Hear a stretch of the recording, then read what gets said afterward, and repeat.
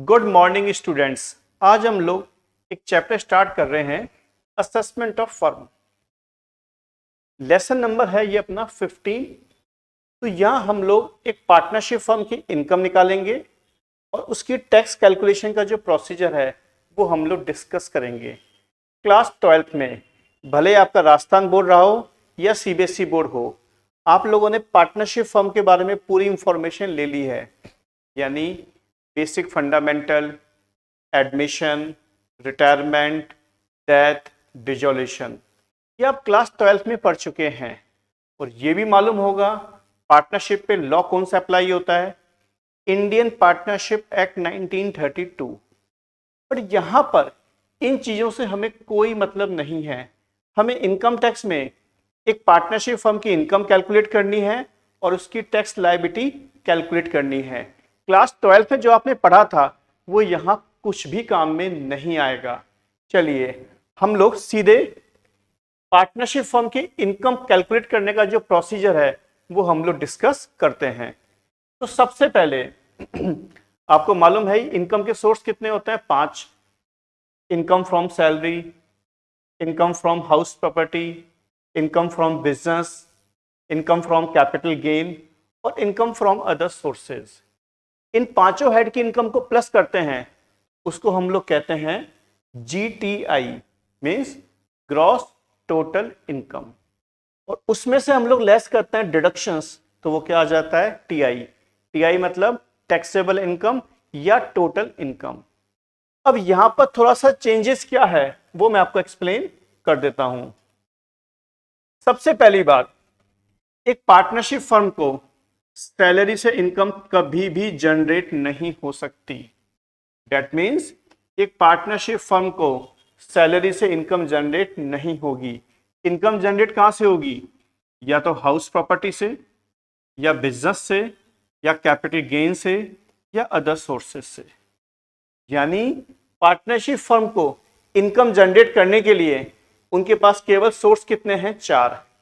इन सबको प्लस करेंगे GTI, deductions less करेंगे दैट इज TI।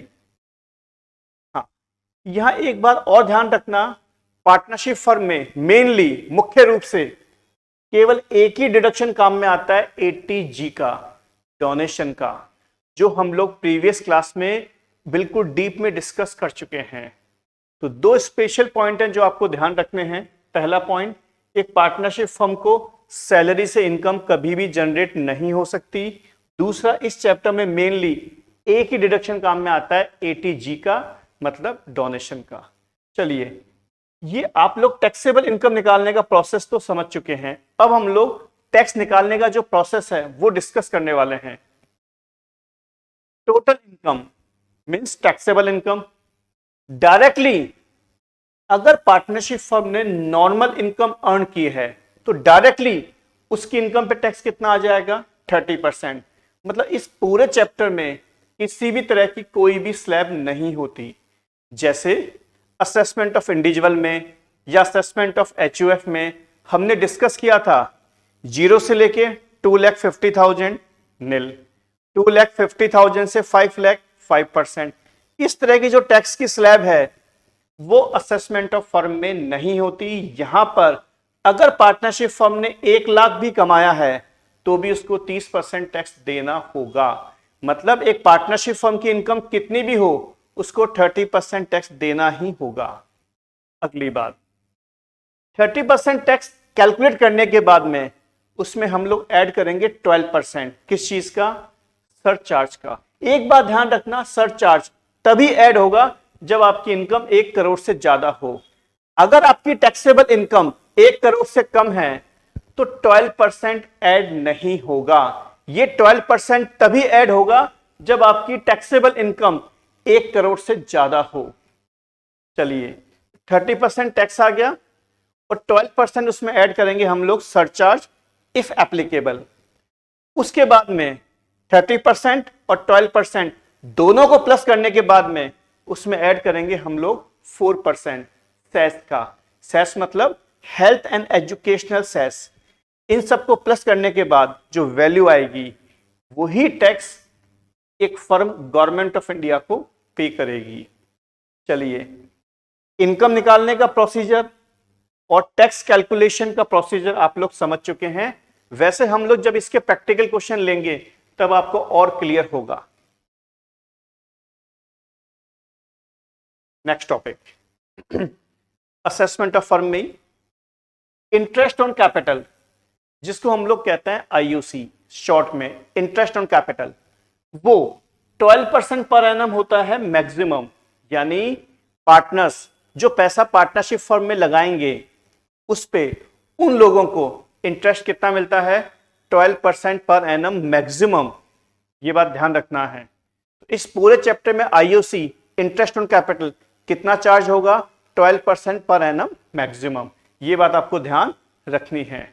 एक छोटा सा पॉइंट और ध्यान रखिए, एक कॉन्सेप्ट होता है एग्रीकल्चर इनकम का, जो आपने पढ़ा होगा इंडिविजुअल में और एचयूएफ में। यहां इस चैप्टर में एग्रीकल्चर इनकम का कोई रोल नहीं होता, ना तो उसको ऐड करना है ना लेस करना है।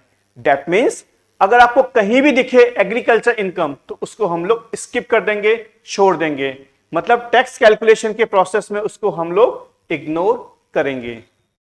चलिए, एक और इंपॉर्टेंट टॉपिक इस चैप्टर में, सेक्शन 40 स्मॉल बी।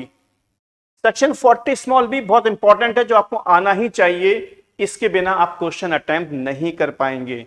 और मैं आपको बता दूं, ये चैप्टर बीकॉम सेकेंड ईयर के पॉइंट ऑफ व्यू से बहुत ज्यादा इंपॉर्टेंट है। तो सेक्शन 40 बी किसके लिए बना है, सैलरी के लिए। सैलरी अपन किसको पे करते हैं, पार्टनर्स को। तो यहां हम लोग बात कर रहे हैं पार्टनर्स की सैलरी की। इस चैप्टर में सैलरी को हम लोग कह सकते हैं कमीशन या बोनस या रेम्युनरेशन। तो जब भी लिखा हुआ आ जाए सैलरी या कमीशन या बोनस या रेम्युनरेशन, दैट मीन्स सैलरी की ही बात हो रही है। ये हम लोग देते हैं हमेशा वर्किंग पार्टनर को या एक्टिव पार्टनर को। जो नॉन वर्किंग पार्टनर हैं या जो स्लीपिंग पार्टनर हैं उनको सैलरी का पेमेंट नहीं होगा। दैट मीन्स वर्किंग पार्टनर कौन होते हैं या स्लीपिंग पार्टनर कौन होते हैं, जो पार्टनर बिजनेस के अंदर पैसा लगाता है और पैसा लगाने के साथ साथ बिजनेस में काम भी कर रहा है, उसको बोलते हैं हम लोग वर्किंग पार्टनर या एक्टिव पार्टनर। जो वर्किंग पार्टनर है उसी को ही सैलरी का पेमेंट होगा।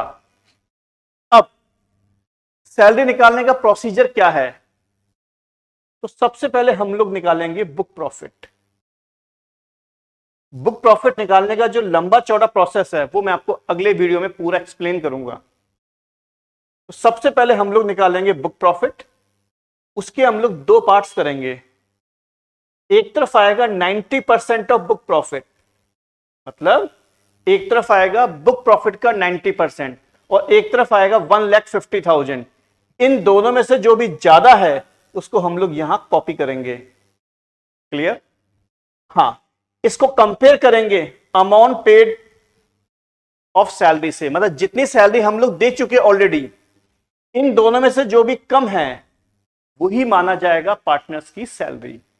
दोबारा देखिए, बुक प्रॉफिट इसके दो पार्ट्स करेंगे, 90% ऑफ बुक प्रॉफिट और 1,50,000, विच एवर इज मोर। जो भी ज्यादा है उसको बाहर निकालेंगे, उसको कंपेयर करेंगे अमाउंट पेड ऑफ सैलरी से, कितनी सैलरी हम लोग दे चुके। इसमें से जो भी कम है वही पार्टनर की सैलरी मानी जाएगी। और पार्टनर्स की सैलरी पार्टनरशिप फर्म के लिए क्या है, एक्सपेंडिचर है। और पार्टनरशिप फर्म को जो भी प्रॉफिट हुआ है उसमें से पार्टनर की सैलरी को लेस करना ही पड़ेगा। उसका प्रोसीजर हम लोग आगे डिस्कस करेंगे। अब एक बात यहां पे ध्यान रखना,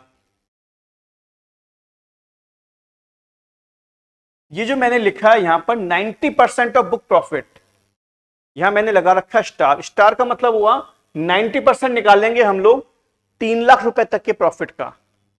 यानी अगर प्रॉफिट 3 लाख से कम है तो उसका 90% निकालेंगे। अगर प्रॉफिट 3 लाख से ज्यादा है तो फिर 3 लाख तक के प्रॉफिट का 90% और 3 लाख से जो ऊपर वाला पार्ट है उसका निकालेंगे 60%। उन दोनों को प्लस करके यहां लिखा जाएगा। मतलब सपोज प्रॉफिट कितना हुआ 5 लाख, तो जो फर्स्ट 3 लाख है उसका तो निकालेंगे हम लोग 90% और जो रिमेनिंग 2 लाख है उसका निकालेंगे 60%। और दोनों को प्लस करके यहां लिखा जाएगा। तो आज हमने जो डिस्कस किया वो असेसमेंट ऑफ फर्म की बात कर रहे हैं, लेसन नंबर 15 की। तो सबसे पहले हमने डिस्कस किया टैक्सेबल इनकम की कैलकुलेशन, उसके बाद में टैक्स कैलकुलेशन का प्रोसेस, उसके बाद में इंटरेस्ट ऑन कैपिटल के बारे में जो कितना होता है मैक्सिमम 12% पर एनम। साथ ही साथ मैंने बताया था इस पूरे के पूरे चैप्टर में एग्रीकल्चर इनकम का कोई रोल नहीं होगा। इसके बाद में हम लोगों ने सेक्शन 40 स्मॉल बी की जो कैलकुलेशन है उसका प्रोसीजर हम लोगों ने सीखा, डिस्कस किया। अगले वीडियो में, अगले लेक्चर में हम लोग इसके प्रैक्टिकल क्वेश्चन लेंगे, तो आपको ये जो कॉन्सेप्ट है ये और ज्यादा क्लियर होंगे।